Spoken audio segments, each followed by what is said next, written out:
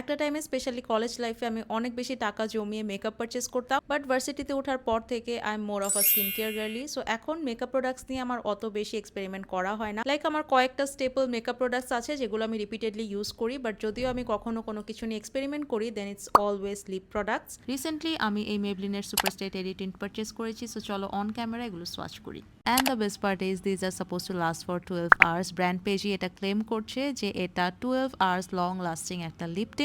Normally কিন্তু টিনগুলো একটু লিকুইড টাইপের হয়, বাট এটা একটু মুজি টাইপের টেক্সচার। আমার কাছে অনেস্টলি এটা অনেক ভালো লেগেছে। রেগুলার টিন্টে কিন্তু আমার লিপসের পিগমেন্টেশন পুরাটা কভার হয় না, বাট এটা ভালোই কভার করেছে comparatively. I think I quite like this one. Basically এটা আমাদের regular lip tint and liquid matte লিপস্টিকের মাঝামাঝি কিছু একটা, খুবই ওয়ার একটা texture, but I genuinely love this product.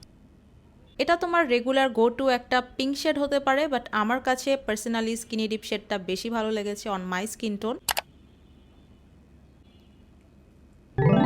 I think কেউ যদি এটা জাস্ট ব্যাগে ক্যারি করতে চাও, নর্মালি একটু টিন্ট অ্যাপ্লাই করলে, ব্লাশ অন অ্যাপ্লাই করলে একদম পারফেক্ট হবে। জাস্ট তোমার স্কিন টোন অনুযায়ী একটা সুন্দর শেড চুজ করতে হবে। So yeah, that was it for today's video. Goodbye and take care.